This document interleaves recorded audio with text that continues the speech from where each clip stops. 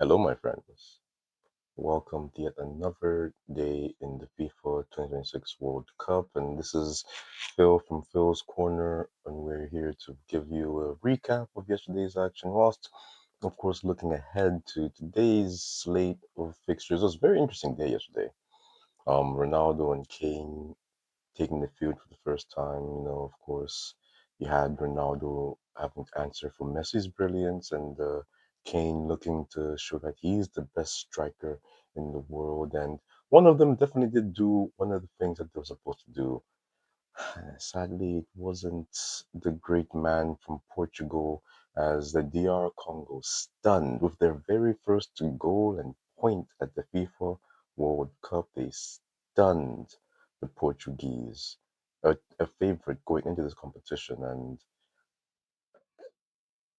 Johan Wissa equalizing at the stroke of halftime for after John Neves was on the smarts on the pitch, gave Portugal the lead with a header. Both goals were headers. When you look into it, really, it was not a good performance by Portugal. And I know I'm a Ronaldo fan. I love the guy. He has shaped football, and you could argue that maybe it's time for him to move on and retire.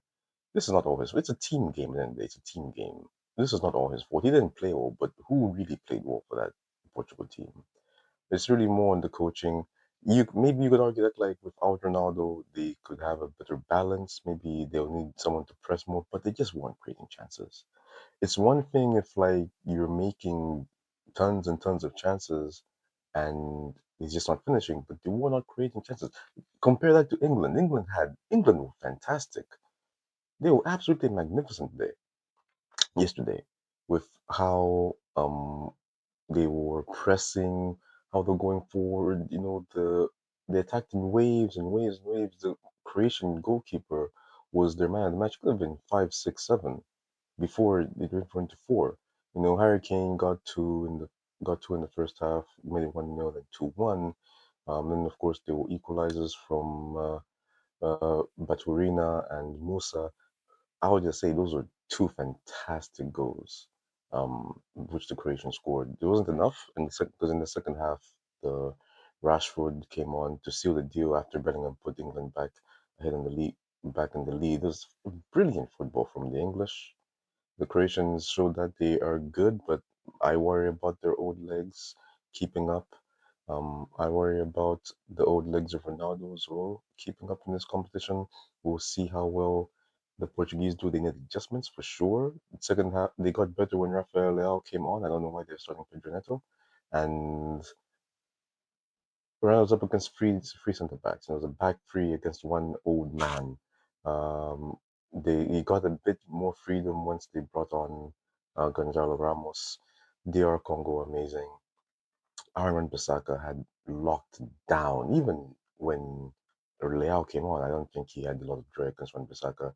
Um, the Masuaku, former West Ham player as well, just like one current one, was great as well on that left hand side of the defense.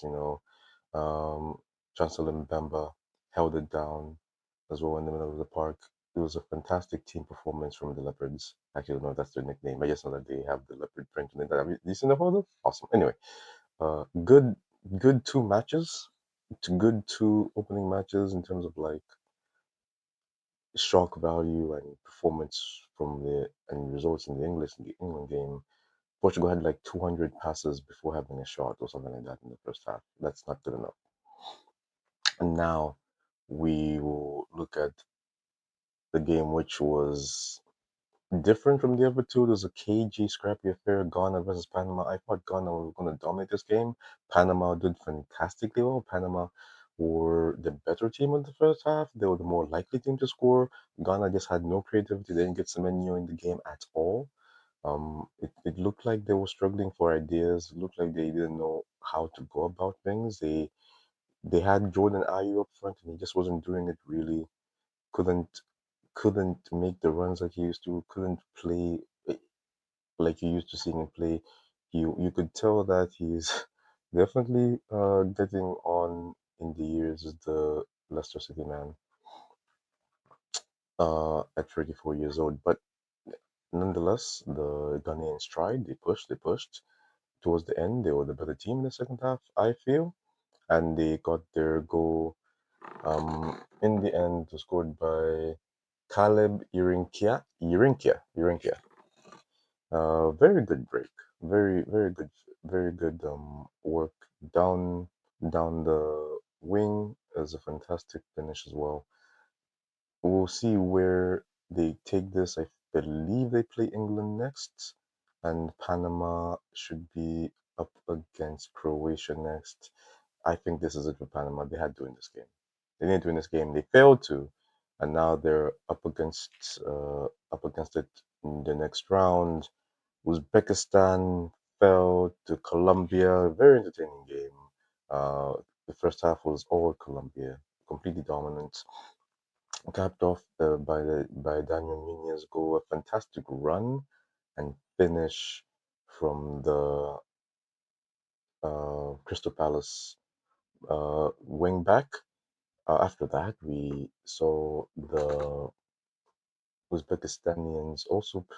I mean, the goal was funny because the initial pass, which led to the cross and the goal, I thought was a wasted chance because though it was like a 3-on-2, then he passed to the black guy to his left, and then he was made to run wide. If not, if a better pass, think of Bruno passing to Mbeumo against Manchester City in the Manchester Derby this season, and Mbeumo scoring the first goal. That's what I expected, but the pass was poor. Took him out wide. He had to cross.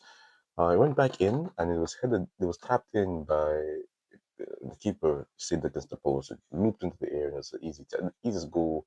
Uh, Ab- Abusbek Faizulev, whoever scored. Sorry if I butchered that name.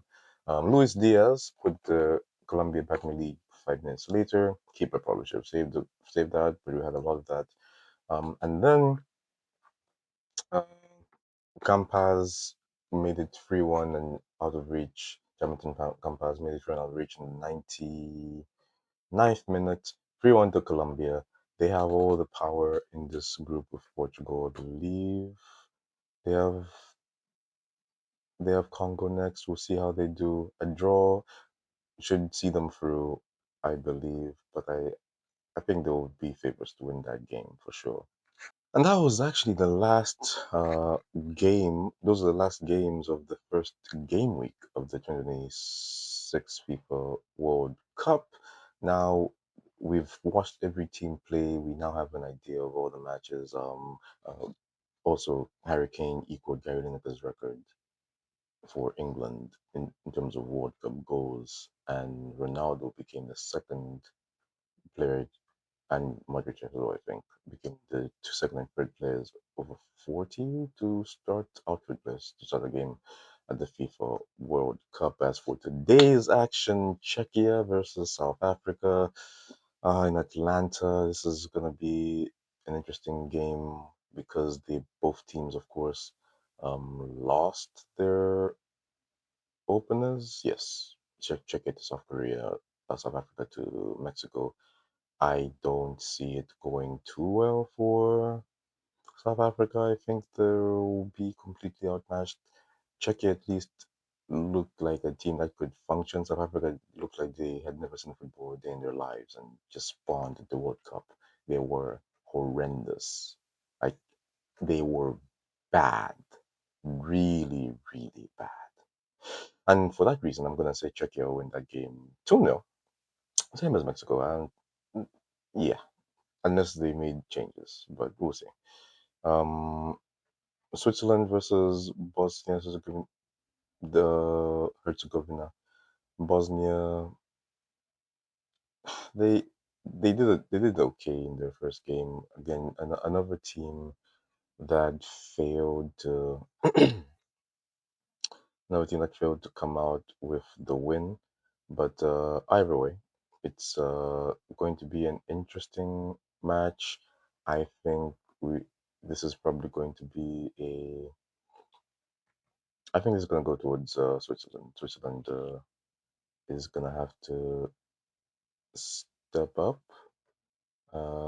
Every team on Group B is on 1 point, of course. So I think Switzerland will probably have a bit too much for Bosnia.